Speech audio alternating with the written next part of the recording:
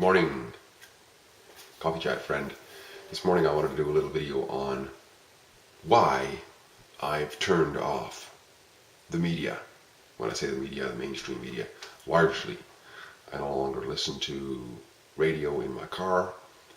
I no longer watch television. I no longer listen to radio in the house or anywhere. I mean, it's sometimes on, but I don't hear it. The odd time I'll listen to a little bit of music.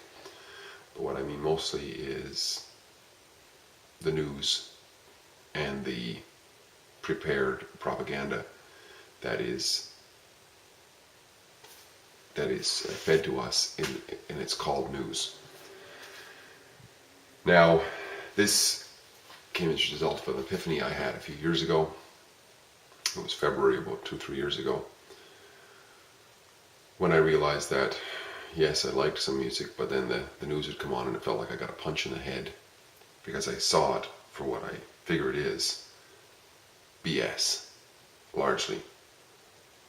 And what I realized in around that time is that one of the reasons why we don't have the quality of life that we might want is because we've been fed a line of BS from the time we were very young, from those who were, yes, well-intended, and we know where that road leads to, even though it's paved with good intentions. There's an old saying, and we all know it. So the epiphany was that I've been fed a line of crap, and this is why I've been led astray, and I've bought into it. And when I realized that the media is just a perpetration and a continuation of the BS, then I realized the only thing I could do was turn it off.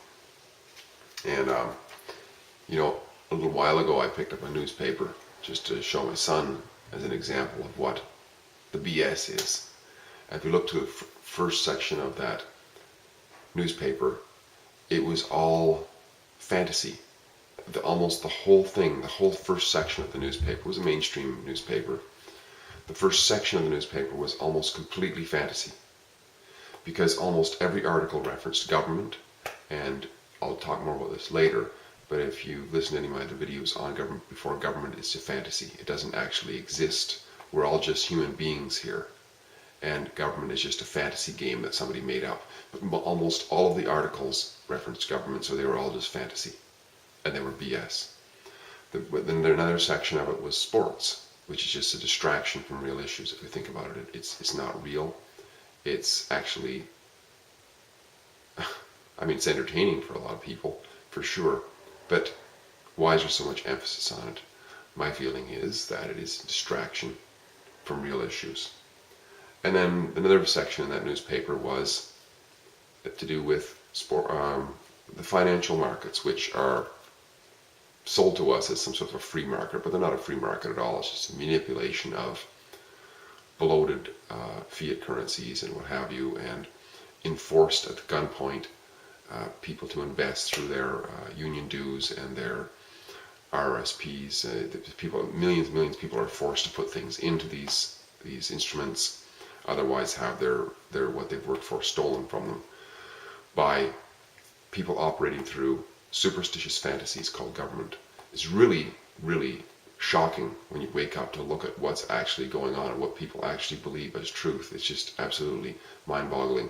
So I've turned it off. But this morning, I just for shits and giggles, like they say, I just took my phone here and I typed in Globe and Mail. Globe and Mail is in the fantasy land called Canada, the main newspaper, one of the main national newspapers. And I just looked at the top headlines and what they are.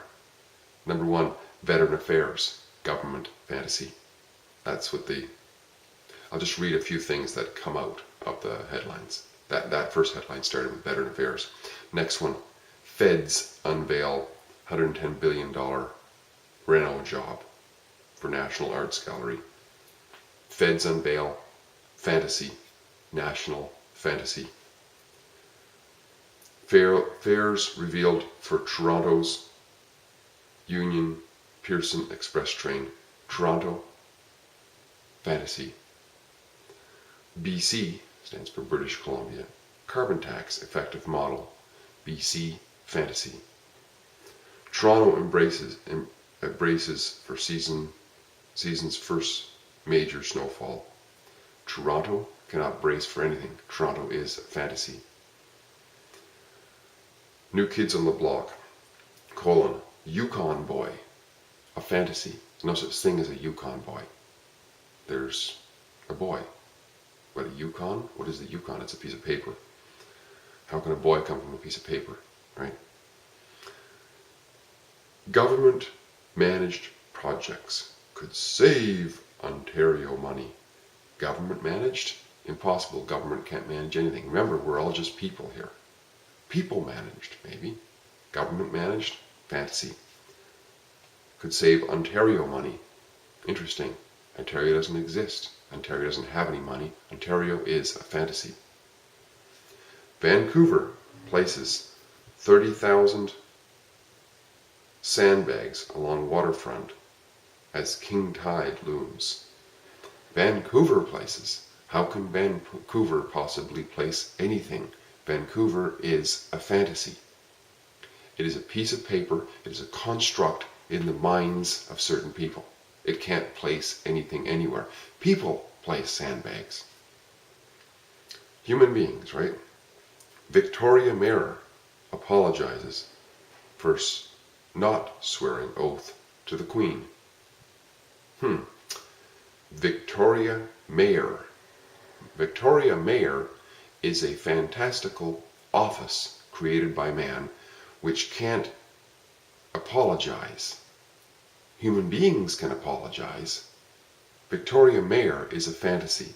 And furthermore, no one can swear an oath to a fantasy, which is what the Queen is.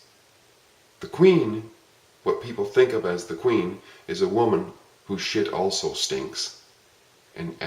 So the Queen doesn't exist. There's a woman standing there. Queen is a fantasy.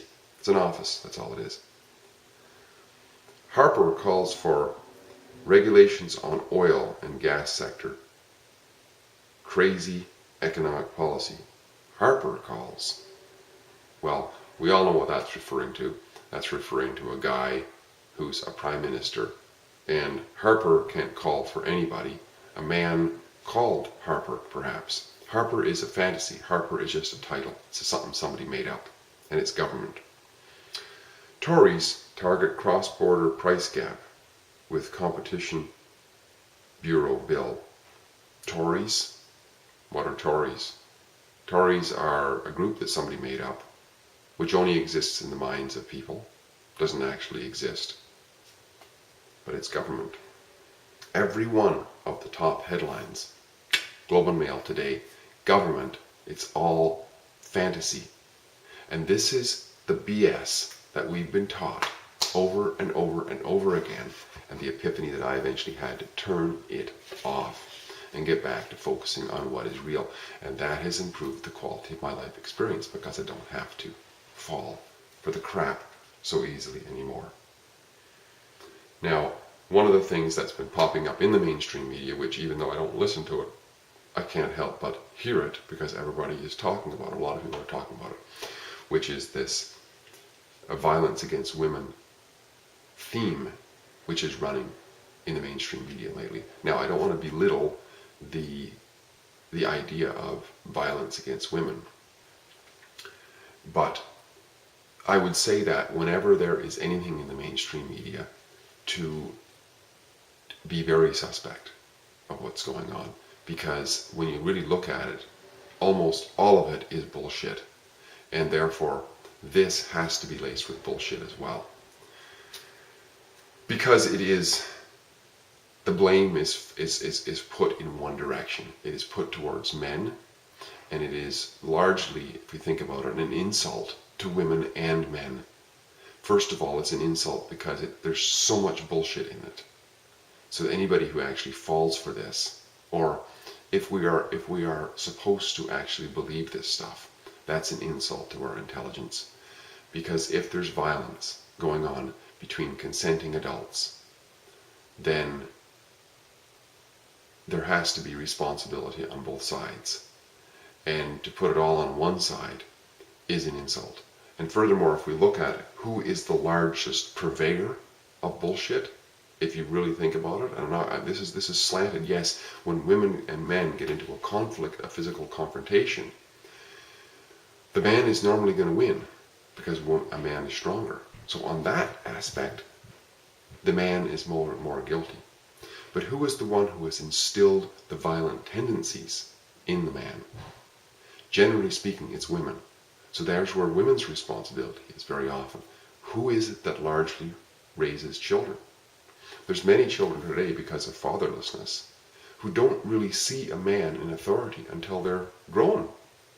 You know, their mothers who raised them as children. They went into daycare, which is run by women. Almost all of elementary school is run by women. Almost all supervisors at their little pet projects, after school projects or whatever, are women. They don't see men in any authority position. The first time they see a man, their formative years are over. So all of their language skills, when I say language skills, their ability to talk, their ability to think through things, their ability to communicate with others, whether that be peaceful or violent, is taught to them by women. This is never mentioned in the mainstream media, and it will not be mentioned in the mainstream media for a long time, because if you realize what's going on here is another pressure to milk men who have been the worker class slave population forever. And this is insulting. It should be insulting to men, and it should be insulting to women. And furthermore, we shouldn't believe any of this bullshit. We shouldn't take any of this bullshit. Yes, it's always been that there have been violent men who've taken advantage of women. What's going on in these reports is nothing new. I mean, violence against women by men has always gone on, and it's always been evil. No question about it. But the forwarding of this as somehow men have got to be fixed is absolute bullshit. If it is just taken in isolation alone, we all got to grow. We all got to wake up. And if we're just going to believe the crap that we're taught, we're going on the same program. That's why I turned it off, because it was dragging me down. It was like punching me in the face. I don't need to hear this stuff. And if I do have to hear it, if people want to bring it up, or if I hear it all the time, I find it to be an insult, because I don't behave that way. And many people I know don't behave that way. And we don't have to be told that there's something wrong with us, and that policies put forward by by what people want to present as, what we're going to surely see them as fantasy, fictions of organizations. If that's the solution, then it is as equally witchcraft as having to appeal to jealous gods and all these sorts of ancient mythology to solve our problems, rather than sitting down in a rational, constructive communication and realizing, look, if we don't want to be violated, if other people don't want to be violated, then we're best to get along and to love one another and to realize that fundamentally, deep down, we are all brothers and sisters, and we don't have to be dictated to by people who are in a delusion to believe that somehow they have to govern us and fix us. But at the bottom of it all too, and this whole process is about milking men for as much as they can, because men have always been the producer class. On the largest scale, women have been the rearers of children and the educators of children. So that's where their responsibility lies, largely. Men have always been the producer class within the classes of the sexes, or the producer sex, that is, on the largest scale. And people who sit in governments, these fantasies called governments, what they want more than anything else is money. If you look deep down inside, there's an old saying, follow the money. And the reason they're going after men is because largely men are who pay the way for society through their work, through their efforts.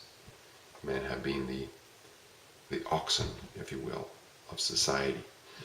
And this bullshit that's going on now is about milking men for more than they have been milked already. And some of us aren't buying the crap anymore. And because we're not buying the crap, our quality of life can improve because we're willing to speak the truth and just see it for what it is. Crap, turn it off. We don't need to hear it anymore. But once again, it's not to belittle what's going on. However, what's going on has been going on forever in society. And if you look at it empirically, the relationship between men and women is improving starkly. I mean, it wasn't long ago when women were considered basically chattel or property of men. They didn't have any say whatsoever. If you look at it from that extreme, and violence against women was not even reported, and so on for the longest time. And now there is an outlet for that. But let's be honest, just don't. We can't believe this crap.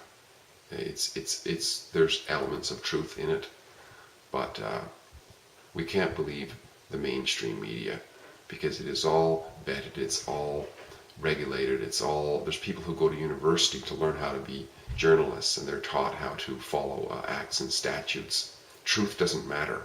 What matters is that you're following a party line, a wash line, things you can say and things you can't say. I mean, when you have a mainstream newspaper who all their front headlines are only to do with government, when there's lots of other things going on in society, just a quick look at that, you know it's bullshit. You know it's regulated. You know that is just a hornpipe for the government. And the government is just a bunch of people who claim to have authority over others, and they're operating through an organization that some bunch of people made up. So in that respect, it doesn't actually exist. It's just a fantasy.